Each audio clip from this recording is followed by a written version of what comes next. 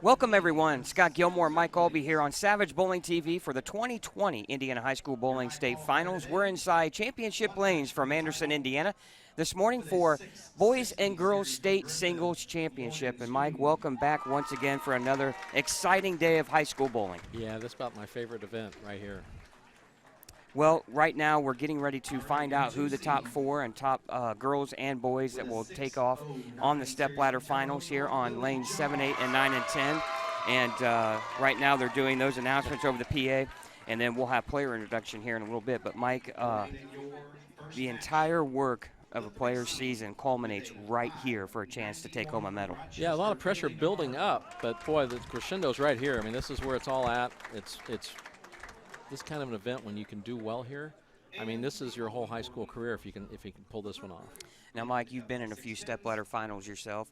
What's going through the mind of those players once they get to that point? Well, it's a new experience. I mean, the crowd for one, the excitement, you know what it means, the pressure of winning a state title, but then the pace, the amount of pace and the format is different. It's all those things can kind of take you out of your mental game. So it's very important that each of the player takes their time, deep breaths, make sure they do the pre-shot routine so they kind of get into a zone, and that's what you want to do. That way it kind of pushes all that stuff to the background. Now, a lot of these players not only bowl singles, but they bowl for their respected teams. You'll have a few players potentially in this final bowling for their team. What's the difference in a singles compared to a team format here? Well, the singles, it's going to be a lot quieter when you're up to bowl. So obviously when you're up on a singles match, you're the only one up there. There's nobody else bowling in the entire center. All the people are watching you. It's quiet. You can hear a pin drop. And sometimes a movement in the stands can catch you, so it's important that you really do that, like I said, that pre-shot routine, get in the zone. So when you're in the team event, there's chants, there's screaming, there's yelling, there's cheering for you, against you. I mean, all that stuff is out there. So it all kind of blends in. You kind of get used to that easier because it's constant. Now, player perspective, is there an advantage in your mind to being that #1 seed, or is the advantage maybe to the player coming up through the stepladder? Yeah, I mean, it's personally, I always want to be the #1 seed because, you know, you can definitely run into problems. A bad break, a good break for your opponent can turn the whole game and match around, and you can lose before you ever get there. At least if you're the #1 seed, your focus is totally on the one-game match, and you control your destiny with that. But coming up the ladder, you can get a lot of momentum and see how the lanes are changing and all that. So there's an advantage to that. But once again, breaks can kind of turn and make your day go sour real fast. Now, the player in your mind that controls the adrenaline, the emotion, because it's going to be loud inside this building this morning. Yeah, I mean, you can get too pumped up, you know, to where all of a sudden if you're releasing the ball nice and smooth and relaxing. For me, it was always, I learned very quickly on the tour that, you know, if you didn't keep that mental mindset of keeping everything calm and cool, if you get too jazzed up, you start hitting it more at the bottom of the swing, all of a sudden that flush, what you thought was a flush strike becomes a big 4 because the ball's double timing on the back end or making a much sharper break. So you really have to dial it back a little bit, but you can go the other way too, and you become too soft, and then the ball wants to break too early with not holding up your ball speed. So it's really the zone is what you got to get into and get used to that. Now, these games are going to go by really quick, right? Yeah. So how important is it to get into that quick start? Is it not necessarily throwing the first 2 or 3 strikes? Because the pattern is going to be a little more difficult than a typical house pattern. Or is it just to keep those clean frames and get yourself off to a good start in that way? Well, I think you start before that with your practice balls. Whatever your practice session is, no matter how long it is, you make each ball count. And you got to leave some time for your spare shots so that you know if you're shooting left-hander shooting 7 pins, right-hander shooting 10 pins, you want to know what that ball does in certain parts of the lane. So it's important to worry about the spares as well. It's just important that every shot you make is one that you trust. And make sure you know you threw it well. You don't want to make movements off bad shots. And that's knowing your own game is important, especially when the pressure, because like you said, it goes fast. And it's easy, like you're going down a hill or a mountain. You just start snowballing and it becomes too quick. You almost need to call a timeout. Well, now, in the difference between you bowled in singles on the PBA Tour to what these young boys and girls are going to be doing here on the singles portion of the state finals, they're going to have their coaches down there with them. How important is it to them to have their coaches there, maybe just to have another voice in the ear to calm things down a little? Well, I think it's very important because they've been with them, you know, obviously this season, but some of them could have been for a couple of seasons or more. So they know each other, and it's good to have that, you know, like on tour, if it wasn't your ball rep, it was your wife who knows what you do. So it's always good to have that second pair of eyes because, as a bowler, you don't necessarily you're a little too overconfident sometimes or believe in what you know it because you know it best. But it's always good to have that second. That might be where your timeout comes in, right, because they're going to be able to do that for you and get you back in position. Well, we're just a few minutes away from getting the singles portion started here inside Championship Lanes, and probably, an hour and a half or so, we're going to find out who's going to win a state title in both boys and girls. And as you said, Mike, that's something that these kids are going to be able to carry with them for the rest of their lives. Yeah, it's a stepping stone. To be able to put the Indiana State Championship on your resume when you're looking at colleges for bowling, somebody's life could change today. Well, I'm sure there's going to be a few recruiters in here for college. There are. I know there's a few already. They're going to be checking out to see what these kids do and how they perform in pressure situations, because when you move up to the bigger stage, the college ranks and so forth, these are the elements that they're going to want to know how their players perform, correct? Well, correct. And the service that Savage Bowling and Scott, you and Chad do for us and here in Indiana, this is an opportunity for these kids that a lot of states don't have. So when that coach is looking from Wichita State, you can be on your resume, which is cool, but they can go back to this and go, oh, I've seen how they bowl under pressure, what they can do. And maybe they didn't win, but they still see the potential of certain players. So what a recruiting tool you guys have here. It's just unbelievable. Well, one thing that we do know is that, Matt Sanders will always have the bragging rights over E.J. Tackett when he beat him. As we found out. Yeah, as we know. And he still does that. So it looks like we're just about ready for player introductions here. And we're going to kick it lane side to Brian Petrie, our MC for this morning's event. Brian? All right, bowlers, welcome to your Stepladder Finals for the 2020 individual state titles. We'll start with your top four. We'll start with the 4 seeds and make our way to the 1 seeds. I apologize. All right, start with the 4 seed for the ladies. From Greenfield Central, Tanis O'Neill.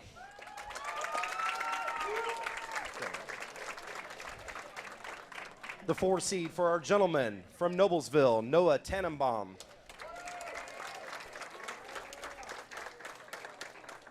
The 3 seed for our ladies, from Rochester, Bailey Navarro. The 3 seed for our gentlemen, from Elwood, Braden Alfrey.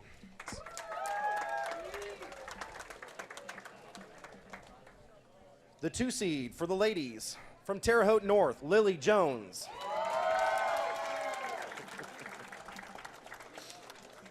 The 2 seed for the gentlemen, from Clarksville, Evan Davis. And your top seed for the ladies, from Griffith, Morgan Scoon. And the top seed for your gentlemen, from Lutheran, Ryan Spear. Ladies and gentlemen, here are your top 4 who will be going for a title today. Good luck to you guys. Go ahead and report to your lanes. All right, thanks, Brian, and our MC for the this morning's presentation. He's been our MC all day and does a fantastic job. And Brian, a former Indiana high school bowler and actually a former Indiana University bowler for the college team there. Back in the days of when I bowled. Actually, it's not Indiana. It's Indiana State, to be honest, I believe. I'll get that correctly here sooner or later. Scott Gilmore, Mike Albee in the broadcast booth, and we're just about underway here. We have our finalists here, and your first match on the boys' side will be Noah Tannenbaum. He'll take on Braden Alfrey, and then Tanis O'Neill will take on Bailey Navarro. We're getting all of our stuff set out here, and we have an abundance of paper. A tree or two did not survive today. That's correct. Obviously, our first match with on the boys' side, Noah's from Noblesville and Braden Alfrey bowls for Elwood, respectively. And unfortunately, we don't know on all of these kids. We do have some bios here turned in. We'll try to give you a little bit about some information and some background information on these players. And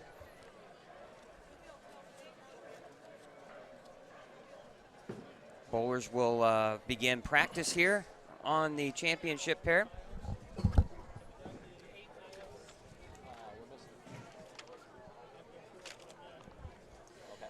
Noah Tannenbaum, we do have a little bit of background information on him, Mike. He bowls for Noblesville. The mascot is the Millers. He's a junior for Noblesville. High game of 298. Only been bowling 3 years, so that's pretty good. Yeah, you bowled 3 years and you're already bowling for a state championship here on the singles side. So that's impressive too as well. And on the girls side, what do we have? We have our first competitors, Tanis O'Neill from from Greenfield Central, and then Bailey Navarro from Rochester. And you made a comment here about the townships that they bowl in. Yeah, I mean, it's we saw Franklin Township, where I was from. They have three girls out there today that were in there, and we've got one coming up later here. But it's coaching. I mean, a lot of it's coaching. You get the people, especially you look at what you just talked about from the Millers there. I mean, third year, 298, and they're already bowling for a state championship. I mean, you just don't. Even if you're a natural, you need some help to get to that, to learn the lane conditions, to learn your game and all that. So, they celebrated the coaches earlier this morning, and it's true. We congratulate the coaches and welcome them all, even the ones who didn't make it here. But they're the backbone of our sport, and our high school bowling are the coaches. Well, right now I see Noah, a two-hander. We're going to, as we talked about earlier, boy, Jason Belmonte and Oscar Palermo have really revolutionized the sport of bowling from that standpoint. Yeah, they have. And you're starting to see it more and more because it's becoming more and more prevalent. So, and then today on the PBA telecast, you've got Kyle Troop, who's leading the telecast, and Jason Belmonte's on today. So, yeah, it's the kids are perfecting it as well. It's a difficult physical game to learn, and the kids are certainly figuring it out. Well, one thing that I don't know how much you've gone back into Jason Belmonte as a youth player, but he said when he was a very young child, it was easier for him to throw the ball with two hands. Yeah.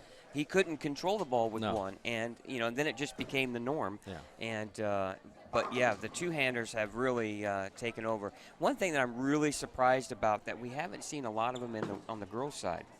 And if you look even on the professional side, you don't see anybody either. So I don't think they've quite.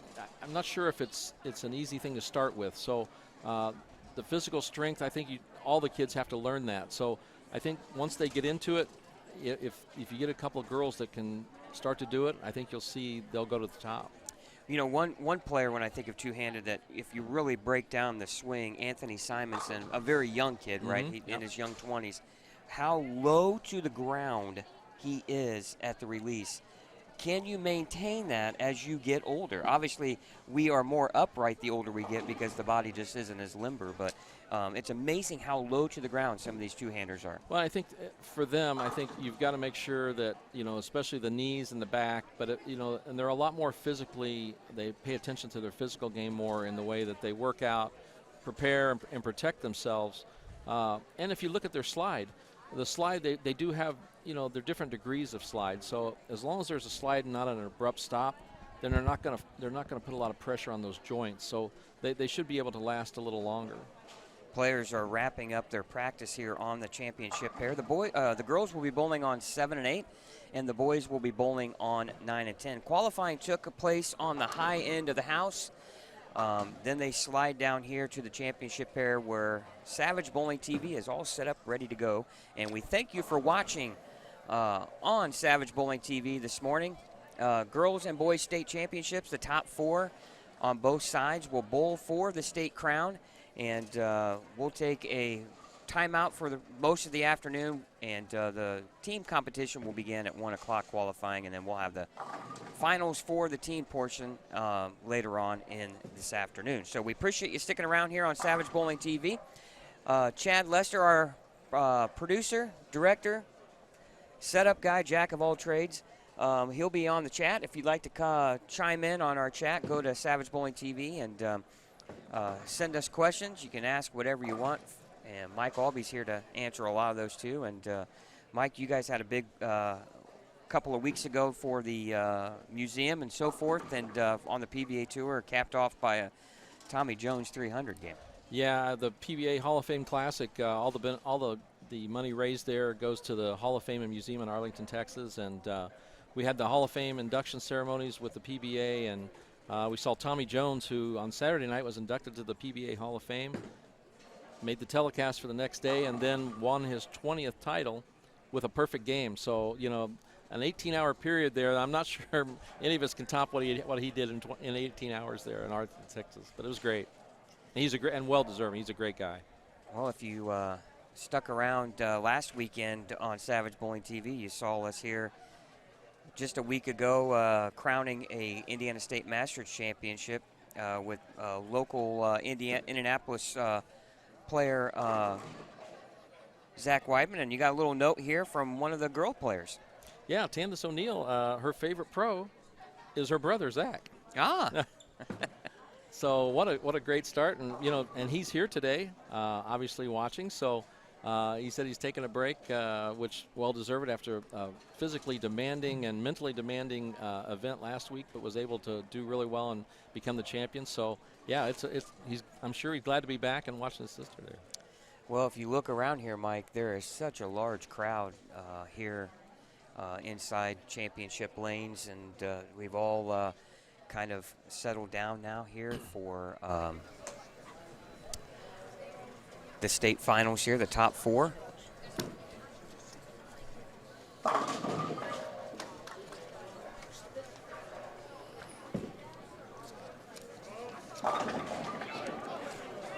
It looks like our first shots are underway here for the boys' side. Braden Alfrey with a 10-pin.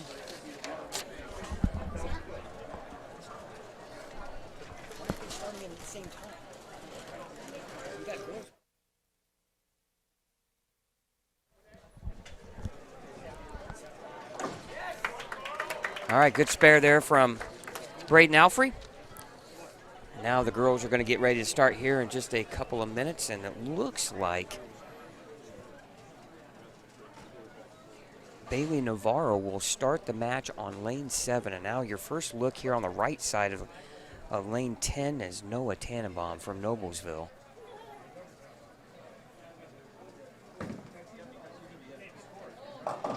Comes in high, Mike, and leaves the 4-10. Yeah, I think that's probably a little bit of the first frame jitters a little bit, but because he was throwing some pretty good practice balls over there. You know, the challenge here is controlling the adrenaline, correct? It is, especially that first frame, because now you've had just a slight break, and you kind of dial your mental game back a little bit, but you gotta recharge and start. And watch the two players. You know, what a good attempt there by Noah. But Noah gets some great revolution, throws the ball really well. But Braden throws the ball very well as well, and has probably similar revolutions. So there's no give or take on being two-handed and having more power, because Braden certainly has as much power. Now you're going to have your first look at Tanis O'Neill on lane 8. And you're going to... Well, it's funny in our bios, because Tanis has under how many 300 games she's thrown an emoji with a frown on its face. So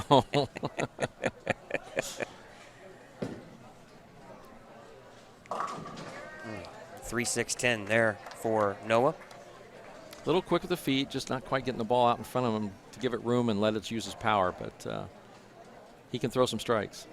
Now Tanis O'Neill on the right lane. Oh, wow. That smiley face will be turned to a frown face will be a smiley face pretty soon if she keeps throwing them like that. That was awesome. Well, can she take the mojo from Zach? Yeah. And parlay that here for herself here? She's got a great game, great follow through, good revolutions, really solid physical game. I always felt like as a player, and I'm sure you as well, is get in a good rhythm and maintain that pace of play in your mind throughout the entire match. Yeah, you just try not to overthink. You know, it's basically just one frame at a time, and just, you know, cross all the T's and dot the I's. 2-10 for Braden. First mistake of the match for him, but a makeable split nonetheless.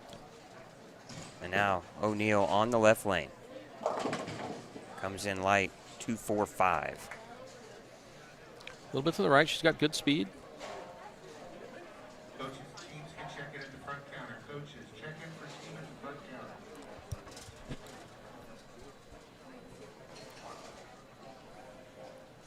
One thing nice about this year's setup, Mike, everything is right there on one screen. You'll never miss any of the action.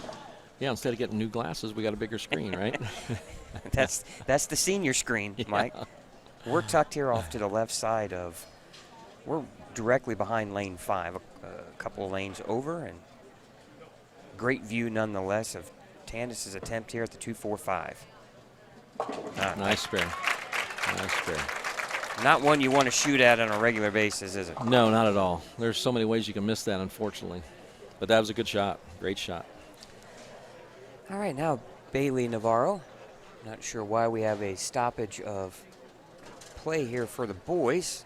Still waiting for Braden Alfrey's attempt at the 210 conversion. And now back to Bailey Navarro here from Rochester. Beautiful shot. Great shot there. Good ball speed, high flush, perfect shot.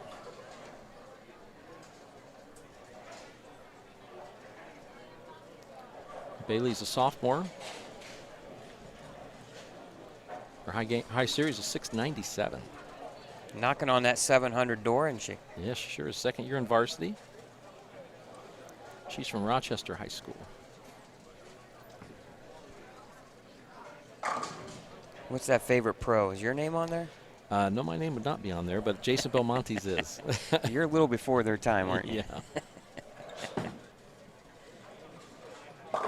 Oh, Good shot. 4-pin. Good speed. Good shots, though. She's got a really nice ball speed, you know, really Keeps firm. it on line. Yeah, keeps it on line. Ball's in play. Both girls have, you know, really good ball speed.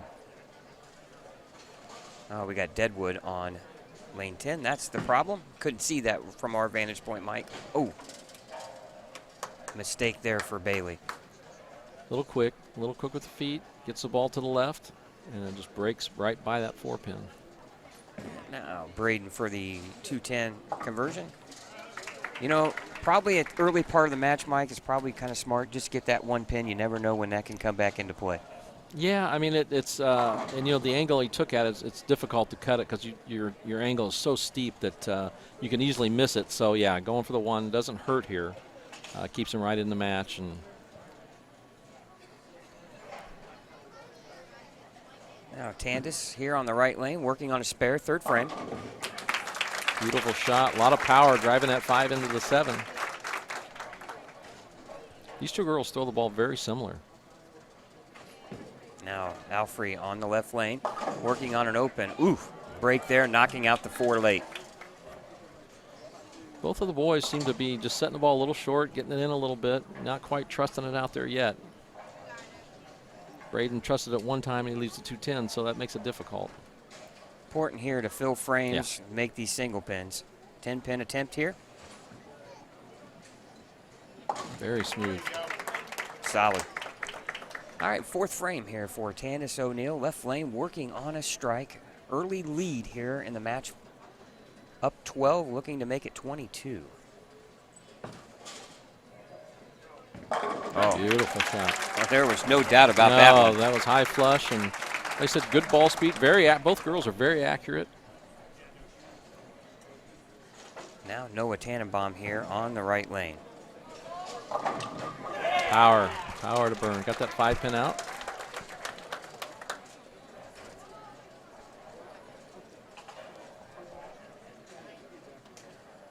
Important shot here for Bailey. Get back on. It's a good shot. Good shot. A little late.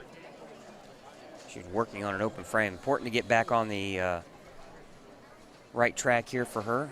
Come back with a good shot. She did that. We're looking at 4 bowlers here in the first match that are very solid physically. Mentally seem to be doing well. So, I mean, 4 great players. Oh, Great shot. there's where the 2-handed revs will come into play as Noah sent that wide right. Yeah, he got it Came back. ripping back. Yeah, got it back. Plenty of power. Took care of the pins well.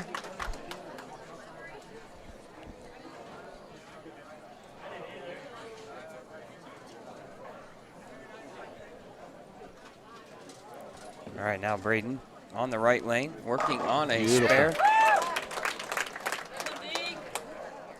Now Beautiful shot. Now maybe, Mike, you're starting to see A little bit of the jitters go away here. You get a little comfortable on the pair, right? They look a lot smoother, a lot more relaxed, and the ball's getting a little bit more to the right, so they're letting it do its job.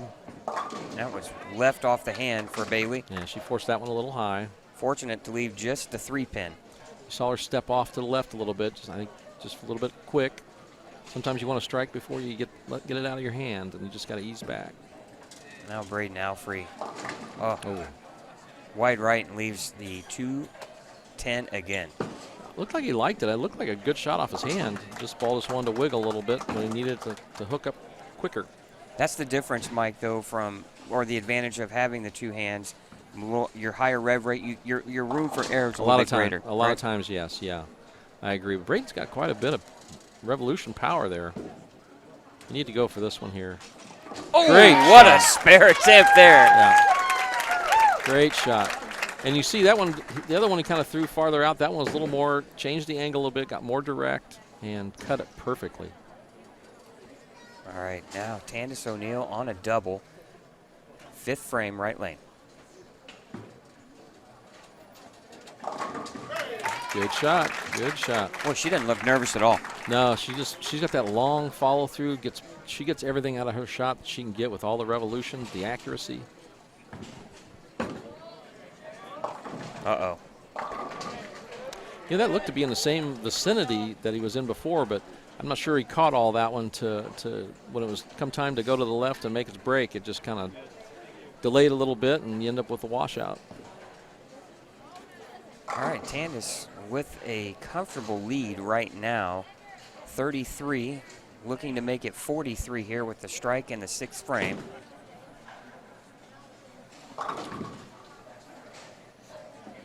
Great shot. Nice cover there by Noah. Oh, wow. Wow. Not only drove the 5 out, but got the scout, would have taken the 7 and the 10. So what a great shot. Now, what would Rob Stone say that is? Yeah. I don't want to take his trademark stuff, you know. Oh, 4 in a row for Tanis O'Neill, and she looks in full control in her match. She really does. Yeah, she really does. And you're watching her, and you're thinking, wow, Willie Jones and Morgan Scoon must be phenomenal because Tanis looks really good as a 4th seed. Yeah, I agree. Another wide right good break for Noah, leaving just the 1-2. Good break. Important shot here for Bailey. Oh. It's a good shot. As her opponent has struck 5 out of 6 frames to start the match. Yeah, you're in the point of the match now where she's going to have to get some strikes going, but she's going to need some help too. All right, conversion here. Attempt for Noah. And he gets it. Good spare. Neither one of the boys have really marked their territory, so to speak, on their side. It's a very tight match. You know, Bailey won her sectional and her regional, so she knows how to win for sure. A 6-pin game right now for the boys. Oh, nice shot there by Braden. Yeah, they're on a tight one over there. About 6 pins. Boys looking for their first double of their match combined if Braden can get one here in the 7th frame. Oh. Beautiful shot. Nice shot there by Bailey. Bailey needs, yeah, she needs. Both these girls know how to win. Tanis also won her sectional and her regional.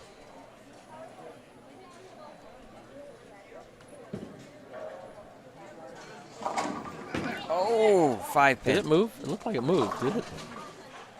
Looked like the 5 moved over a little. He was asking for the Weber wall shot there, wasn't he? That's right. Dick Weber made that famous for a long time. He gave himself a chance. I mean, he put the ball in play very well. Good revolutions. Now O'Neill, 7th frame, 4 in a row, working. Oh, great shot. It's all business-like. Yeah, she's just doing her job. She's in full control right now. All right, 6-pin game still for the lead for Noah Tannenbaum here. He's working on a spare in the 6th, now 7th frame, right lane for him. the junior out of Noblesville High School. 198 average on the season. Boy, 2 pins getting a workout, isn't it? Yeah. You know, it almost seems like they're amping it up. You know, you get into that point, you start amping it up. We talked about the snowballs going down the hill. Just getting that speed a little too quick, not letting the ball get a chance there for Noah. That's left. That's Oh, what a break. Oh. Brooklyn trips the 4 late. Not what Bailey Navarro wanted to see there. No, that's not the help you were looking for, but you're on. She's working on a strike. She can start a double, start working her way back. All right, now Bailey in a must-strike situation here, Mike, in the 8th frame. Yeah, she's running out of time here. Beautiful shot. You know, she still can shoot 226. Was a she's great done a score. pretty good game. I think, you know, when you miss that 4-pin early, it kind of puts you behind the 8-ball a little bit, you know, where you're starting to press. But she's thrown the ball well today. Well, she's left 2 4-pins and a 10-pin so far in her match. Oh, there we go. Drove that solid 9 right out of there. 5-pin game. That's the lead for Noah here through 7. And now 8th frame for Braden. Spare in the 7th. And Bailey with trouble. She had to have that one. Oh, and a nice strike there for Braden. And a nice pace. I think the bowlers are in a comfortable pace right here, don't you think? Yeah, they are. They got the every other one going. They're watching each other, so they're not getting each other's ways. And I think they've done this before. Well, when you go through the ranks of regional and semi-state, you know, and all that practice, you kind of emulate in your mind. This is what it's like. And a big shot there from Braden. First double of the game. Noah needs this one just to keep pace and keep that 5-pin lead. Well, he's down 5 right now. 9th frame. We're getting down to the very end here on the boys' side. Girls' side pretty well decided. Tanis is going to advance to game number 2 against Willie Jones. At this point, you just want to keep throwing good shots. Yeah, right? but you got to be careful not to lose your intensity either. You know, you got to keep firing. Oh, what a shot! Great shot. He liked it off his hand, Mike. Yeah, that light hit, but 6-pin just slapped the 10-pin. That was a great shot. Well, now the destiny's in his own hands, because if he didn't strike there, it switched to Braden having the destiny in his own hands. Yeah, now Noah can shut out his opponent here with 2 and 6 in the 10th frame. Tanis will advance to take on Willie Jones from Terre Haute North.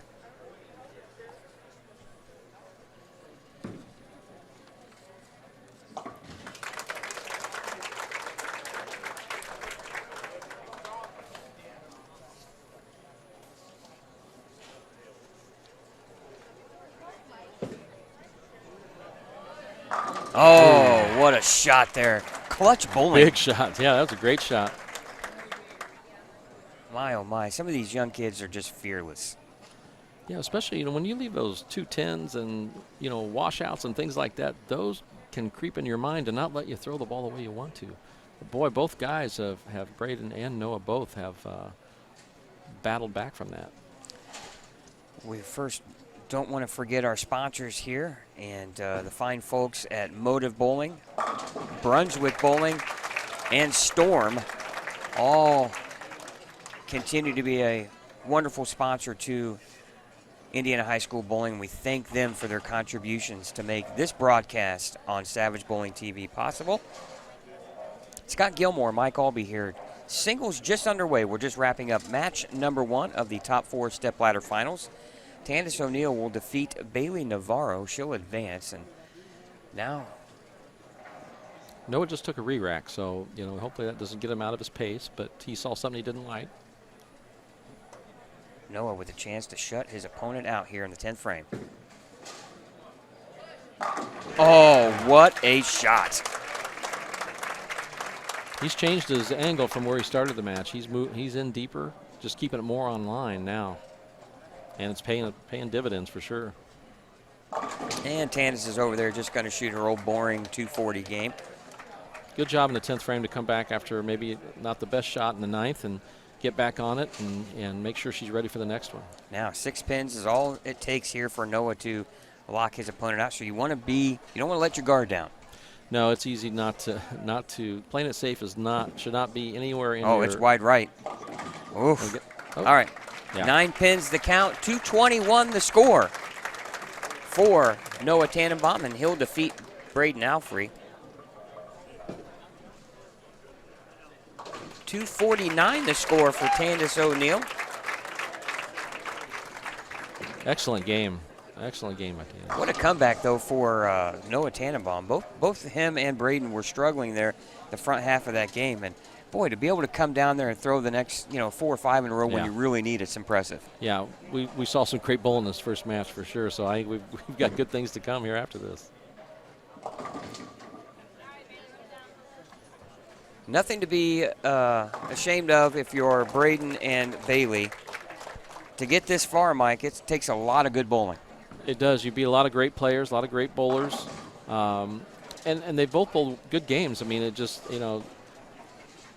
one ran into a buzzsaw, the other was in the game till the 10th. So those things happen, and they'll be back for sure. They've got the experience, and we look forward to seeing them back next year.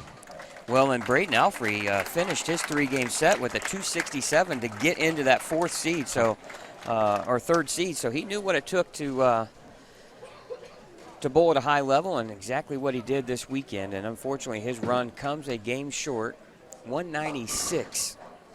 The final score for Braden. 176.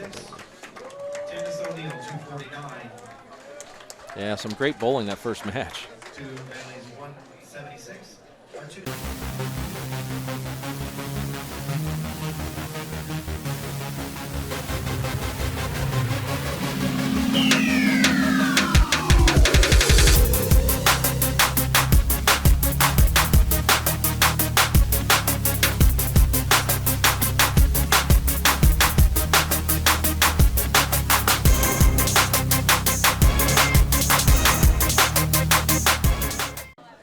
All right, looks like Lily and Evan are ready to go.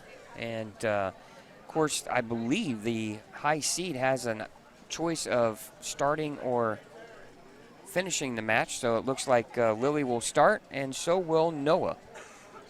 Now first shot for Lily here on the left lane. Oh, wow, that was a great shot. Walks right into it. Yeah. She's a freshman, no nerves there. She's using this. Yeah, this is just experience, you know. Hey, I got 3 more years of this. Well, that sends a good message, I'll tell you. Ooh, and Noah, 2-8-10. Yeah, and it's tough coming out of those. One thing to tell you when you come out of a commercial break or whatever is make sure you keep your speed up. Kept his speed up, but boy, he paid the penalty there, 2-8-10.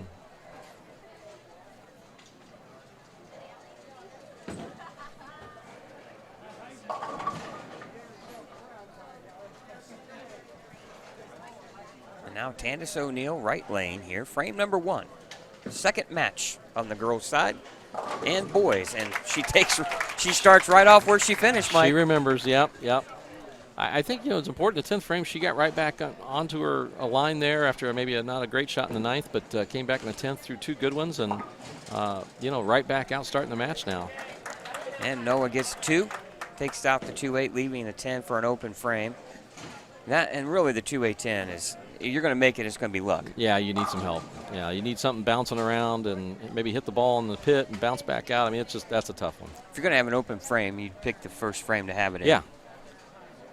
Obviously, you don't want any, but if you're going to have one, that's. Noah needs to worry about just not making the move off of maybe a bad shot physically or whatever. He just needs to make sure he makes his next move correctly. Now, second frame for Tanis. She got that one a little left, 3-6-10. We saw that a lot last week at the Masters, didn't we? We saw a lot of designs last week at the Masters. Oh, first look at Evan there with Nice shot, leaving just the 4. It's a good opening shot. I mean, he threw it well. Obviously, took advantage of his practice balls and got himself lined up, so he's got the pocket.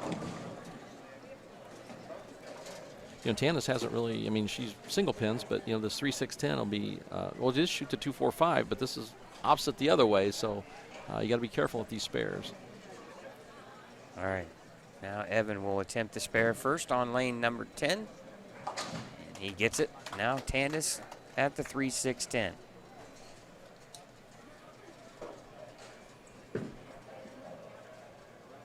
Beautiful spare. Beautiful spare. Exactly how you would write it or picture it up, wouldn't it? Yeah, I mean, she throws the ball very well. Very relaxed, great demeanor, but that beautifully long follow through that she gets the power and direction and accuracy. It's just, she's a great player. And now Lily with another strike. 2 beautiful shots starting this match. First time all morning that Tanis has been behind. And now Evan on the left lane, lane 9. Second frame. Beautiful shot. Well, Power. you can certainly see why he likes Wes Malott. I mean, big guy, powerful, smooth, gets a handful, but great direction and follow through. Yeah, I can see why he likes Wes. Now double working here for Lily. Comes in high. Fortunate to leave just the 3-pin. And now Noah on lane 10. Second frame, open frame working. Good comeback. Nice strike Good there. power shot. 6-pin takes the 10 out like it should. You know, earlier on Tanis's 3-6-10, she was kind of motioning with her wrist, maybe missing it, and she was looking over at Zach. Yeah. And whatever she did, Zach nodded yes, so there must be some kind of communication there. And maybe she was thinking coming around it too early. Yeah, I mean, definitely she just has the feeling. So it's great that she knows her game as well, which shows you another avenue or another portion of her game that a lot of people don't have, knowing your own game, to know when you can make those adjustments off good or bad shots. Oh, nice shot there from Noah. Noah, after the open frame, comes back with a double in the second and third.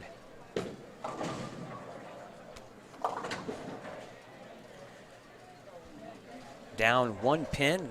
Evan looking to increase that lead to 11 here in the third frame. Now Tanis working on a spare right lane. Third frame. Great shot. Both girls look very calm. Yeah. You just kind of wonder what the inside is telling you, but on the outside, it's all business, like you said earlier, Mike. And coming in high, leaving the 6-pin. Good break, crossing over, leaving only the 6, but he'll make that spare easily.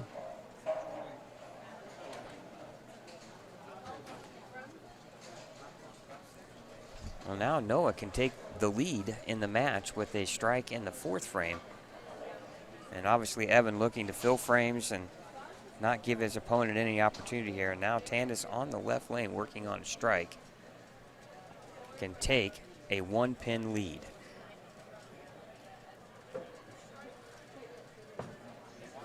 That looks good. Oh. Well, that 5-pin doesn't stay long. She shoots that right out of the great power, good direction. Good spare there for Evan. I want to really compliment the IHSB on patterns and so forth. A few years ago, they were really demanding and brutal. I like the fact that the kids can throw strikes but not have a ton of miss room. You still have to throw good shots, but the softness of the pattern, I think, is better for the viewers and the players, too, as well. I mean, you want a pattern that's going to make it so you can make normal adjustments. Where, you know, what we saw in the Masters last week, they were very difficult, where normal adjustments didn't make sense. They didn't work. And at least on this type of pattern for the kids, they can at least use what they know and have learned. Tough spare here for Great shot. Lily. Good spare for Lily. Converts, that's a difficult one. Yeah, 2-4-8. And that is no gimme going cross lane. And now Evan here, left lane. Spare working. 2-pin. That seems to be the miss, Mike. Yeah, it looks like it. You know, a little more ball's out farther down the lane, but a lot of speed by Evan. He's given it a lot of ball speed. All right, the first challenge now really here for Lily in the fourth or fifth frame is the 3-10 split. How do you want to convert this, Mike? Well, she's going to want to get the ball to the right of the 3-pin and use the ball to bounce into the 10. Difficult spare, especially with Lily's got to worry about her ball speed because the ball will want to break loose a little bit and maybe go take that 3-pin straight back. But we'll see here. She's put it in the right spot. Great shot. Beautiful shot. These kids are unflappable. No, she just put it in the right spot. Oh, stone 9-pin for double Noah. Yet. Yeah, on a double. Those hurt. Those hurt. Those will make you think. It just, Lily's conversion of the 3-10. I mean, I've bowled a lot longer than she has, and if I leave, I'm left-handed. If I leave the 2-7, I struggle mightily with that spare. She just made it look so easy. Easy to overthink it, and yeah, she just went up there and put it right in position, and now it hurts even worse. So critical mistake. He looked really off balance there at the foul line too. Yeah, it's easy to when you leave a break like that, get out of your zone, but and that's kind of what happens. Oh, the first mistake from Tanis. The 1-2-4-10 washout. She's using a lot of ball speed. That's the first shot. She's really just got down the lane too far, maybe missed a little to the right. And now Noah after that. Good comeback. Unfortunate miss of the 9 comes back with a strike. And, well, you don't want those things to come back and haunt you. Now Tanis looking to stay clean here in game number 2. If she converts this, Mike, she'll have a 2-pin lead. That needs to hook. Yep. Open frame. That's just, that's the thing. You just got to remember, just didn't throw it as well as she would have liked and just move on, and it's over. Can't change it. Well, sitting on the bench is Willie Jones, takes a 10-pin lead over Tanis here in the 5th frame. Simple thoughts. You just, once the ball's out of your hand, you can't change it, so you move on to the next one. Don't worry about it. It's over. Can't change it. Evan coming in high, fortunate to leave just the 10-pin, and we got Deadwood on the 10-pin side here on lane 10. We're going to have to go ahead and get that cleared out before Evan converts the spare.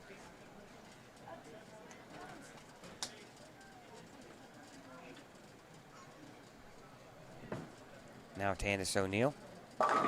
Good shot. Good comeback. Just good comeback. Just a pinch high, right? Yeah, good shot. Not unusual when after you throw one wide right, you're going to come up a little high on the second one. Yeah, your brain just won't let you relax a little bit. Sometimes it forces you to push that up there a little closer to the head pin. That was a good shot. Good comeback. Yeah, and at home, that Deadwood, you don't shoot that because if he would happen to miss and hit that Deadwood, that ball would be right through the masking unit. Well, and then that would be he would get 0 for the score. And it'd be a dead ball, correct. It'd be done. Now O'Neill here, 6th frame, looking to convert the 4-pin. Changes balls, goes straight at it. Good spare. Now if you're Evan, you never want the stoppage of play, right, to impact you.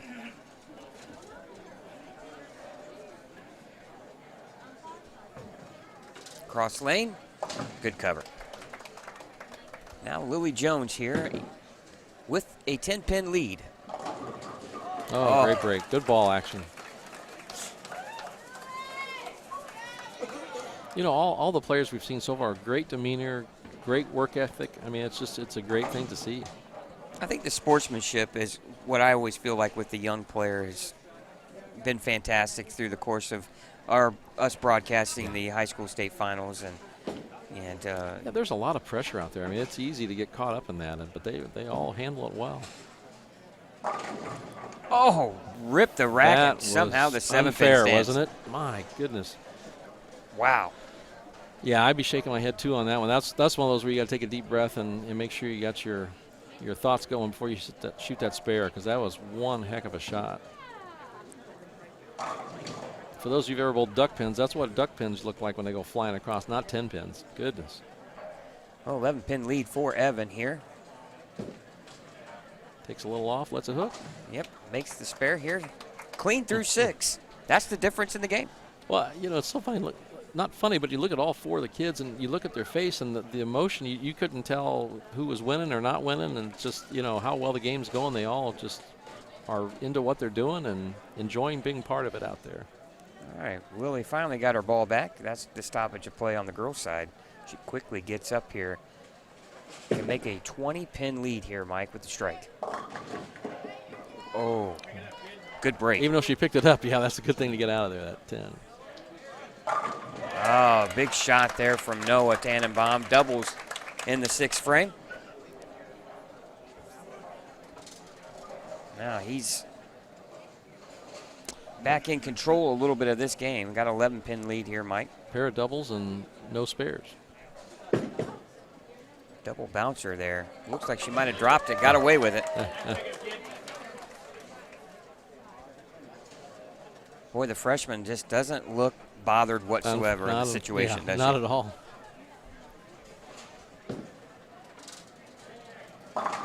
Oh, another stone 9-pin. How dare you, 9-pin? Yeah, that was a great shot. Ball just driving right through and chopping that 5 right off the 9. That's one of those where can I have just a little less power?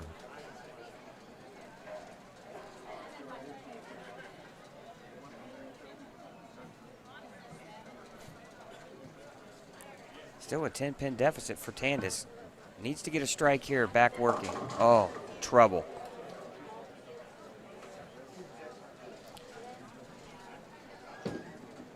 She washed out on that lane last time, so. Oh, my goodness. Boy. Yeah, it's tough to miss those. I mean, it's obviously disheartening when you leave those solid 9s because they're great shots, but you just got to step back and take a deep breath and refocus on that spare. Back to Tanis, you know, she left a washout on that lane the last time, and so I actually thought she threw it pretty well. It's just maybe didn't quite have the speed and maybe got in a little bit, but it was close. Maybe seeing the lanes transition a little bit here? There's got to be a little bit. Yeah, it has to be a little bit of the lanes changing a bit. And Evan coming up light once again, 2-pin. And it seems like the miss for Evan has been fortunate just leaving the 2. Noah, on the other hand, he just can't get the 9-pin down here lately. Wow, yeah, 2 of those. Otherwise, he got 6 in a row if he gets those 9-pins out there. And they were great shots. And the bad part for him, he's missed both of them. Yeah. All right, here for Tanis, you just want to get 2 pins and move on to the next frame, right? Yeah. Plenty of game still left, but she's going to be forced to throw a strike. 118 in the 7th for Tanis. Good cover there by Evan. And she finds herself down 24 pins, Mike, late in this game. Yeah, and there's 3 frames to go, but you know, so far Lily hasn't shown any problem with any spare she's left. So I think, you know, you want, if you're Tanis, you want to at least get a strike or 2 to send the message here that you're still there and capable of winning, which she is. Well, Tanis has got to get back, get some good thoughts in her head, right? She just got, those shots are over. It's a start. You're starting new right now. All right, 8th frame, left lane.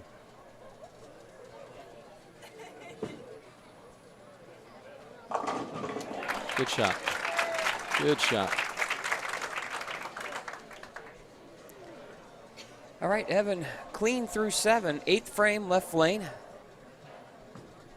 12-pin lead in this match. Oh, wow. Power. Something just tomahawked the 10.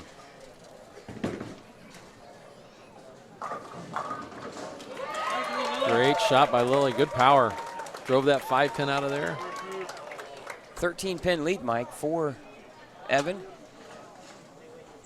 Well, we know Noah can strike, so if he's always sitting back there, he can still take it out. Oh. He'll take that. Brooklyn crossing over. He still has 213 left, so he's got plenty of room left. Well, and Evan Davis on a 196 pace, so anything can happen in that match. Oh. Soft 10 for Lily. Getting the pocket, just a little late. This is a big shot for Noah. Well, if he strikes here, Mike, that keeps the pressure on Evan Davis. who can still lock out his opponent in the 9th and 10th frames. Oh my goodness. How in the world? 4-pin slides almost all the way over into the 2-pin slot. Unbelievable. I can't believe it picked it up even. That's amazing. Wow. Even the crowd, you could just hear, Yeah. they couldn't believe it either. And at the same time, Lily misses her 10-pin, so it changes the complexion of both matches. You know, and there was a situation there where both players were up almost simultaneously, and you wondered if that might have thrown Lily off a little bit. Sometimes you get in a big hurry, right? You know, when you're the only ones bowling, so maybe the practice pair is going off the side. I mean, you see that out of the corner of your eye, it can catch you. Big shot here from Tanis.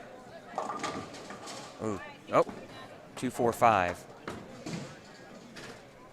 Right now, Lily has 202 if she strikes out in the 10th, but we could give her 192 as a safe bet. 188 right now to score if Tanis strikes out after she picks up this spare. So anything could still happen, but she's going to have to do something special in the 10th frame to force Lily to show up in her frame as well. And she can do it. She's got to pick the spare up first. I mean, we know this is not easy. She's done it before, but it's not easy. Well, any type of mark here in the 10th frame for Evan Davis, and he'll advance. Good spare. Good spare.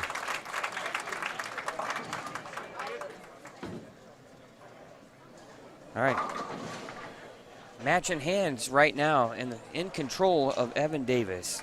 Any type of mark in the 10th, and he'll advance.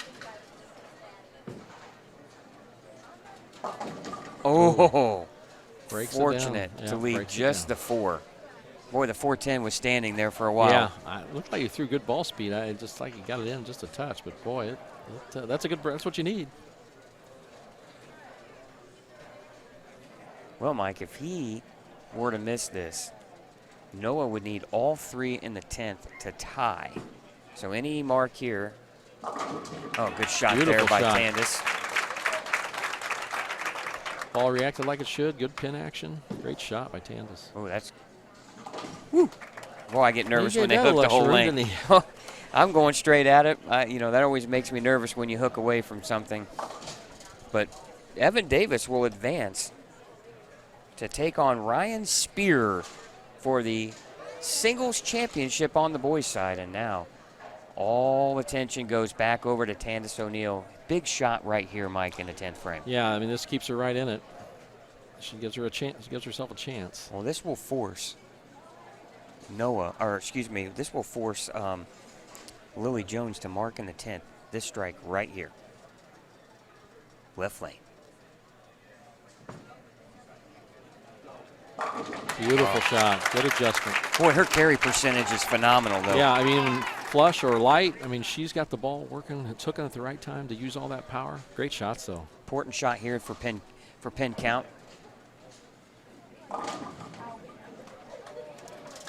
2-8-10. 202 the score for Evan Davis. And how much will Noah be looking back at them missed 9 pins?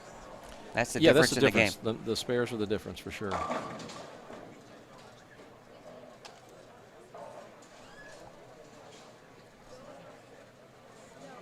All right.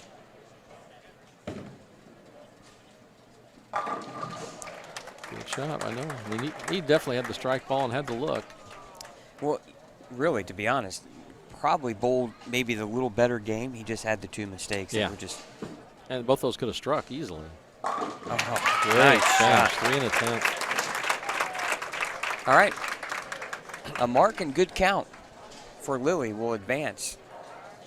Right now, she will need a spare and 7 pins. Boy, again, Noah's going to look back at this and think, what if? Oh, that's the best mark. That gives you 2 shots to get your count. What a great shot by Lily. Right now, she needs 7 pins on the next 2 shots here to advance. And boy, 2 mistakes there in the 5th and 7th frame for Tanis, the difference. And, no matter what this turns out for Tanis, this is those resume building where, you can say I finished 3rd or whatever, but a coach is going to look at that and go, wow, she finished a game that she was struggling with. So she's going to need 1 pin right here, Mike. Yeah. How big was that strike in the first ball? Yes, huge. Gives you this opportunity to give you 2 shots. But like I said, you never want to play it safe, so.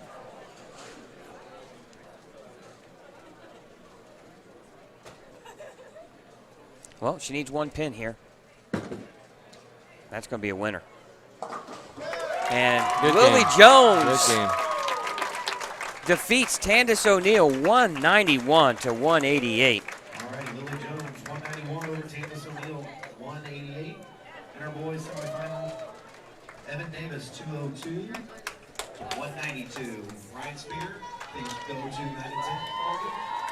Morgan to 7 and 8. All right, we're down to our final 2, Mike, here On each lane.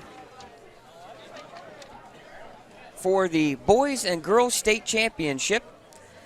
And on the boys' side, sophomore Ryan Spear from Lutheran High School out of Indianapolis, the Saints in the Indy South Conference, will take on Evan Davis. And Ryan Spear with a high game of 300. High school average this year, Mike, an incredible 235. Wow, that is incredible, quite incredible. Right-handed two-hander. Conference standings, he finished first. Their team did. Sectional finish was 3rd. He snuck in through the regional to get his way in here to the state championships, and he's not short of rev rate, that's for sure. Yeah, well, this is Noah had great revolutions being a two-hander, but yeah, Ryan definitely has taken it another level up in the revolution game. Morgan Scoon coming up she's our tournament leader from Griffith High School. She's a junior, and her average is 201 this season, but she won the sectional, won the regional, 6th in the semi-state. And the first round today to be the leader, she shot 660, but 660 with a 169 in the first game. So she knows how to adjust and run with it. Well, Ryan Spear shot 699 with a 183 start, went 259, 257. So, and that shows a lot. I mean, that shows a lot that mentally your game's intact, physically your game's intact. So it's a total package here, which you would expect our leaders to be. well, and both players have shown they can throw big games when they need it. Well, Ryan, you would think watching the amount of revolutions that Ryan's able to create, you would think that might take out that 2-pin look that you've seen Evan and Noah throw. That ball might make that turn. All right, you're watching the 2020 Indiana High School State Finals here from Championship Lanes in Anderson, Indiana on Savage Bowling TV. Scott Gilmore and the PBA Hall of Famer Mike Albee here with us, and we're down to our last game on both the boys and girls side, and we're just about 20 minutes away from crowning a state championship here. And after this has concluded, we'll take a break this afternoon while team qualifying has taken place, and we'll be back on the air for the team championships on both the boys and girls side. And so far, it's been an exciting stepladder final, especially the last 2 games on both the boys and girls side. We're down to the 10 frames. Yeah, if you've never had an opportunity to watch the high school bowling championships or go to it, boy, I can't tell you how much I recommend coming out here and watching these great bowlers and the way they prepare and do it. It's exciting and a lot of fun. Morgan Scoon, will start off the match on the left lane, and Evan Davis will start on the left lane in his match. State championship up for grabs.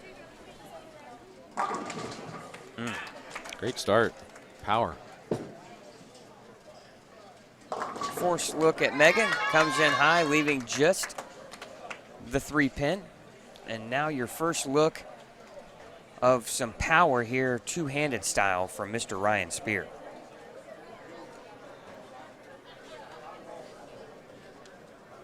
I believe, if I'm correct, we saw Ryan in the Indiana-Kentucky All-Stars, I believe, back which seems like an eternity ago.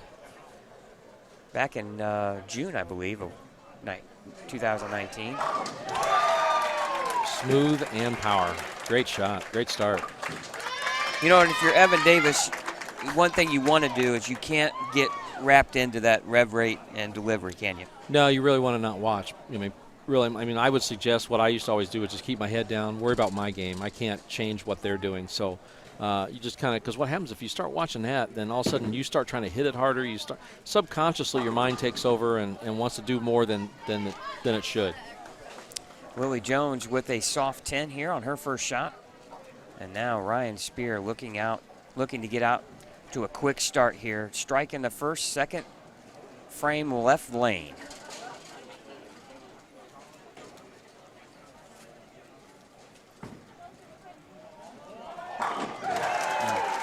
Sophomore Speechless, yeah. Sophomore Mike. I mean, can you imagine his favorite pro is Jason Belmonte, but you better watch out. Jason better watch out. Holy smokes, great start.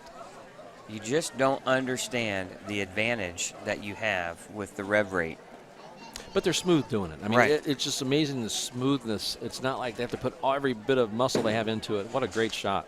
2 great shots. Well, I love his comment here. He says, I love throwing messengers. Well, with that release and the angle that ball creates, he's going to throw a lot of them. Willie now with the 3-9 and off to a little bit of a shaky start here for the freshman. Out of Terre this is Haute a title North. match, so everything is escalated higher.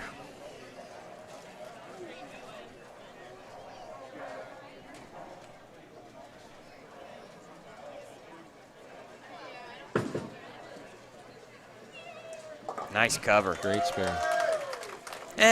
Right? Yeah, I know, yeah. No big deal, right? No, she put the ball right in position. That's 3-9 to 3-10. My goodness. Boy, the nerves of these players, they just, nothing phases them. Now Evan. Big shot. That was a big shot just to send the message he's in the match, knows what to do. Great shot. Front 3 for Evan Davis here, the senior out of Clarksville High School. And now Morgan Scoon comes in high, 4-7. Good job of breaking it down. Morgan, a junior for Griffith. Shannon O'Keefe, her favorite player, and what a great ambassador for the sport of bowling on the women's side. I was going to say, great player to pattern yourself after. Oh, wow. No need to comment on that. Let the sound and pin action describe everything there. I mean, it's almost like watching a replay over and over because he's thrown 3 of the greatest shots. I mean, obviously used his practice balls very well to know what the lane was doing. We could see that right out of the gate. We saw him just throw those shots and knew where he was going, what he was going to do. Yeah, he's put it together so far. But give it to Evan. I mean, he's thrown some shots to make you think. He's right there. He's not flinching whatsoever. Nice cover there for Morgan. And now, 4th frame, front 3. Left lane for Ryan Spear.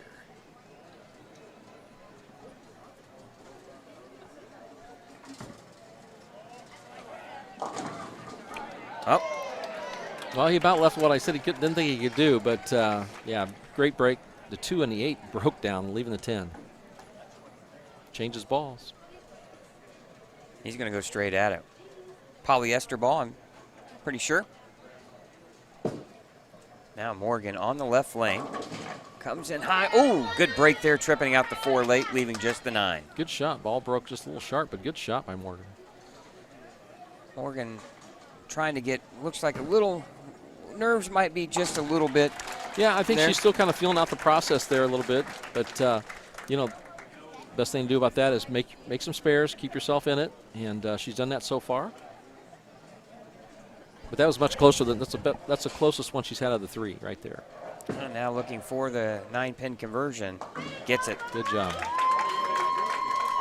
She gets to the line very solid, good follow through. Needs to probably go back in those thought processes when you go 240 in qualifying and put your mind in a good place. And the first chink in the armor here in this game for Evan Davis, coming in high, leaving the 3-pin. Lily, great shot. 6-pin into the 10 for a strike.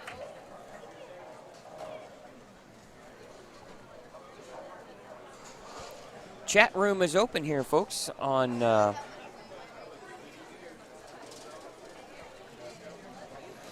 if you want to throw some comments our way, feel free to do so. Nice ones only, though, right? Yeah, absolutely.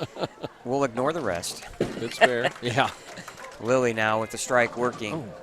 It looked like a good shot. I mean, it looked like she had it where she wanted it to. It's just the ball didn't quite finish off.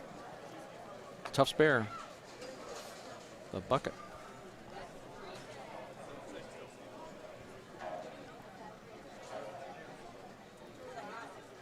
All right, Evan Davis on a spare in the fourth frame, fifth frame. But first, Lily's going to convert the bucket. Tough spare.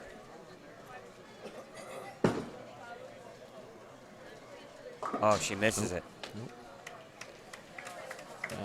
Ball breaks across. She looked like there was a little bit left to start with, so with her ball speed, the lane's going to take it. So it just kind of hooked right by it. Uh-oh. Oh, good break, getting the 10 out. Huge break. Checking his shoe, it looked like he had a little trouble at the foul line and didn't quite get that good power and extension that he had been getting, so the ball just didn't quite pick up on the lane quick enough. Now Morgan with the chance to good ball speed. Take control here. Oh, great nice adjustment. Shot. Great adjustment by Morgan. Perfect shot. Both these players can come back next year to participate. As you said, Lily just a freshman, Morgan a junior. Spare there for Evan. Team meeting down in the restaurant area. Coaches restaurant area for your coaches meeting for team event.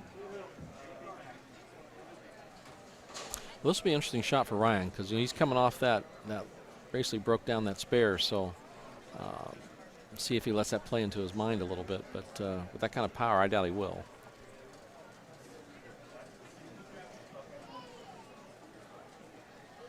Fifth frame here for Ryan. Oh, great shot. Good comeback. Solid 10.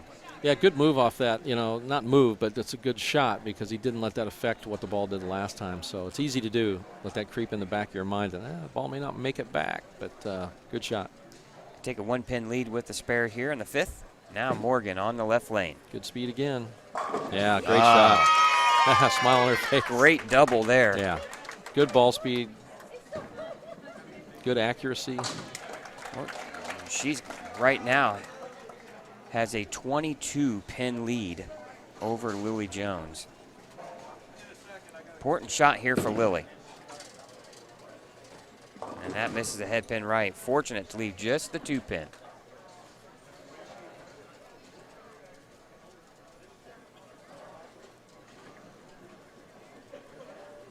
Now Ryan Spear.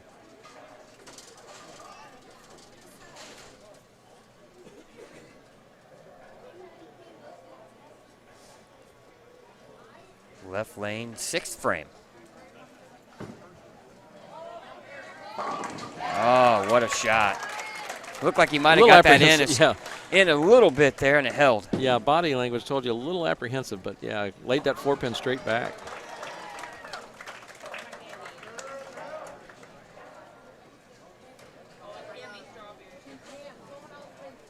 I was going to look, Mike. I didn't see the team rosters, but I wondered if some of these kids were bowling for their team here at the state championships. I haven't had a chance to look.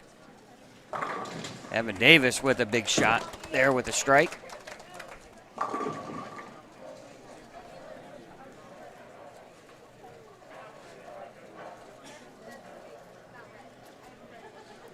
Well, neither boys' team is bowling. So, and the girls, Griffith and Terre Haute North. Griffith is, both girls' teams are bowling for a state championship. So, both these girls here have some work to do after this is done. I'm sure the rest of the teams will be glad to have them bowling with them, too. Oh. Chopped. Lily's had some trouble a little bit. That's her third spare miss this match. So, as we've seen the first couple matches, the spares are very, very important, no matter how many strikes you throw. Oh. 9-pin lead now for Evan Davis on the double and puts the pressure right back on Ryan Spear. Yeah, great match.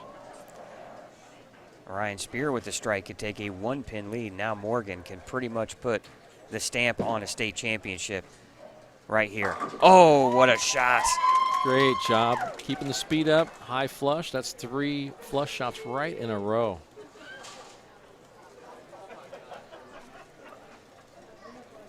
Now Ryan Spear. Oh! Take that, is what he says. Back and forth. Great shot. Remember on that last shot on that, he left a solid 10 pin, and he takes a 1 pin lead. Gets that all-important drink of Coca-Cola. Yeah. Hey, Coca-Cola, if you're listening, we'd love to have you on board here as a sponsor of the high school state finals. Oh, Beautiful Morgan shot. Scoon is She's lined well in. on her way to a state championship. Great shot. Great accuracy. Good ball speed. Perfect. Now, Ryan Spear could take an 11-pin lead, 8th frame, left lane.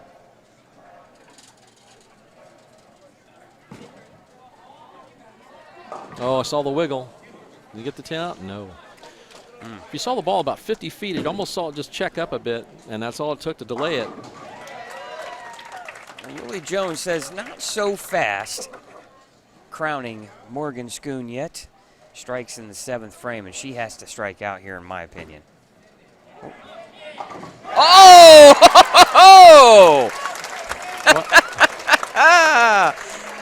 It was the two-handed backup ball, which is a perfect opportunity to do it if you can do it, and that's a rarity, especially in high school. So what a great shot. Oh, Willie Jones with the strike in the 8th frame. And now, if you're Evan Davis, you think, oh, I got an opening here, and then what a spare by Ryan Spear. Yeah, you need to reload here real quick and go right back to your mental game and see what he does. 8th frame. Oh, high. Crossing over. Tough spare here, the 3-9. Just didn't seem to have the pace, the speed. Oh! And she knows it, Mike. Yeah. She knew that was a big shot right there. And that's what a perfect message to send when your opponent's trying to get back in the match and you just throw another one. Just all the work they did is just for naught now. Great shots. I'll tell you, you can't throw them any better than the last 5 that Morgan's thrown. Looked a little shaky to start, boy, but she has calmed down and really gotten focused and zeroed in. Huge spare here. Nice cover. Good spare. Let's see what we have over here. 165 in the, wow, my oh my, Mike, we have a tie match going into the 9th frame on the boys' side. Oh, big 4. In a little bit, maybe a hair softer, but, got there a little quick with the feet, so the ball started left. But all right, here we go. Here's where you want to get your 2. Get your 2. 2 means 4, right? Yep. Get count. Exactly. No need to do anything crazy. She's still in full control. Ryan, Evan Davis. Oh, that's way right. Oh, almost just a 2-pin. That's huge from a pin count, Mike. And he was looking at 7, and then all of a sudden gets 9. Yeah, it's just the last 2 shots just looked like he's went away from his power, his speed, and confidence. It almost looked like he's a little, it's like somebody woke you up a little bit out of your zone. So needs a spare. See what happens. Still in the match. All right, Willie Jones, for any chance whatsoever, if there is any, she is, and that'll end it. And Morgan Scoon will be your 2020 Girls State Singles Champion. From the leader spot. All right, Evan Davis. Evan Davis with the spare, and now all control goes to Ryan Spear. Controls to Ryan, yeah.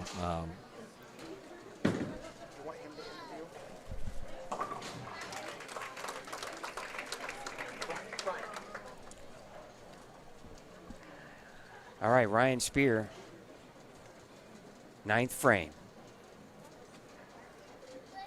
Can take a 1-pin lead here with the strike. Oh, that's way right. Oh, no, he's going to have to do some kind of magic once again, Mike. Yeah, well, he knows how to do it. He's done it just a couple frames ago. So here he goes switching back to the other ball. And I assume he'll back it into that again. So he knows what he can do with it.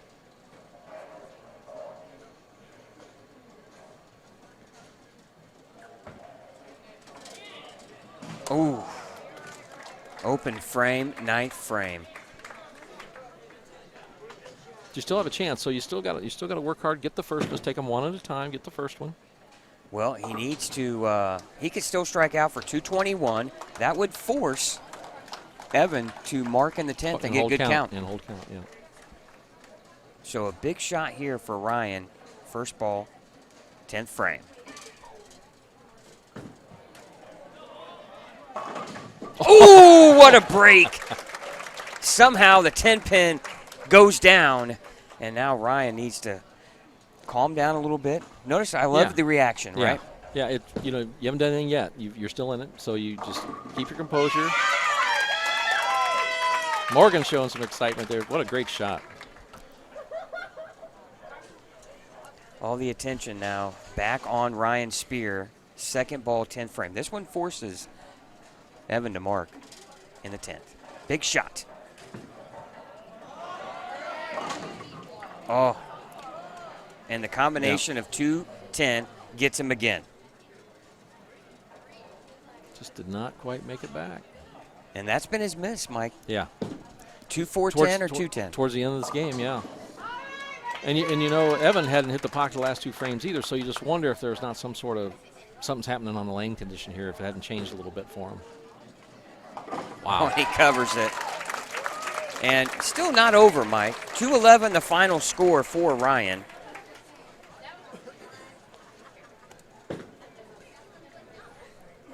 Morgan completes the spare, and she shoots 219. Great state champion. Great job. Evan hasn't hit the pocket the last two frames, so this is one he's got to make sure he keeps the confidence up and the speed up. Oh, it's wide right. Oh. Oh. Oh, he leaves just a 2-pin. And that's enough. That's enough. Evan Davis is your boys' state champion. And Morgan Scoon, the winner on the girls' side. And Mike, unfortunate circumstances for Ryan late in the game, but Ryan Davis does enough to take home the crown. I mean, Ryan's a great player and has a lot of potential, and we could see him, you know. Evan did one thing. He filled frames. And that was the big difference in both these matches. He won these matches because he filled frames. Stayed clean. Yeah, both games. And both games he won because of that. He's going to shoot in the 220s here. And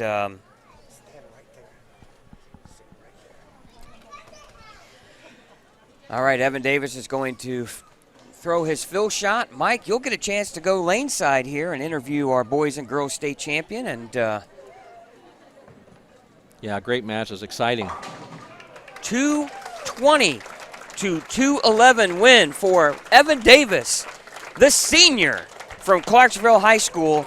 And Morgan Scoon defeats Willie Jones 219 to 155. The junior out of Griffith High School takes home the girls state champion. We'll take a short break here. We'll come back with lane side interviews with Mr. Mike Albee right after this. All right, now we're ready with the winners. We've got Evan Davis, who won the boys today. Morgan Scoon won the girls. I'm going to start with Morgan. Morgan, great shots out there today. I mean, in the qualifying, you shot 169, I think, 240, 240. You start with 3 spares, and then you threw 5 of the best shots I've ever seen. What did you make a move or just relax? I just relaxed. I was a little tensed up at the beginning of the match, and then I came to the conclusion. I'm like, you know what? Just loosen up. It's just another game. Make the best shots you possibly can, and this is what I ended up with. Well, you're the state champion. Next year you'll be the defending champion. You can come back and see us again, right? Yeah, I'm going to try. Well, I saw on your sheet you had Shannon O'Keefe as your favorite pro bowler. She'd be very proud of how you bowled today, and hopefully you'll see her one day out there. Congratulations on the state championship. You got a bowl for Griffith here shortly in the team event. Best of luck. Thank you. You're welcome. Now we're with the boys champion, Evan Davis. Evan, you hit a couple of really tough bowlers to bowl against. Ryan the last game, throwing a lot of strikes. Noah throwing a lot of strikes in the match before. You did one thing that nobody could do, and that's fill frames. How'd you do that? And it's, I mean, it was hard to make spares. I mean, the lanes were different. I struggled down here a lot more than I did down there at the other end because these lanes the oil sat on the lane a little bit longer. So it was definitely a change from down there to down here. But Man, you just gotta make spares. That's Well, all. you made spares, but you threw great shots when you needed them. I mean, you threw a lot of strikes. Wes Malott's your favorite player. I can see why. You throw it a lot like Wes. Smooth, big guy, but a lot of power, a lot of hand. You threw a lot of great strikes, but the fact you made the spares won you the state championship today. Congratulations. Thank you. Great player. We hope that, I know you're graduating, correct? But you have this on your resume, and hopefully you can carry that into some PBA championships one day, but at least in the collegiate ranks as well. You're the boys state champion this year. Congratulations. Thank you. Thank you. All right, we're going to take a break and then come back with Scott. Great champions. All right, back in the booth, Mike. Wow, you're everywhere here. But we're going to wrap things up here on Savage Bowling TV for the 2020 Indiana High School Bowling State Finals, singles champion. Again, what a show! Yeah, I'm just so impressed. I can't tell you how. Just watching the match play in the finals here. The two champions we have here, I mean, Evan, who you thought, wow, Ryan's coming out, and a great player, bowled great. Couple times we just left the 210. But you had Evan, who continued to throw strikes when he needed to, but made the spares. What a well-deserving state champion. And then you look at Morgan, and you know, she showed us in qualifying the 160, 240, 240. You saw her middle game was very strong. She starts out, makes a couple spares, and then threw 5 of the best shots I've ever seen. I mean, just bam, bam, bam right there. And so well-deserving. It's just such an honor to be here to even watch these kids bowl. Well, we thank everyone for watching an exciting telecast here this morning on both the boys and girls side. And once again, your champion, Morgan Scoon on the girls side and Evan Davis on the boys side. That's going to wrap things up from here inside championship lanes for this morning. We'll be back. These two guys will. Yeah. And so will several boys and several girls teams, as they're going to take their chance to win the team title here at the 2020 Indiana High School Finals. Mike, thanks. We'll be back here shortly this afternoon. We thank you for watching here on Savage Bowling TV.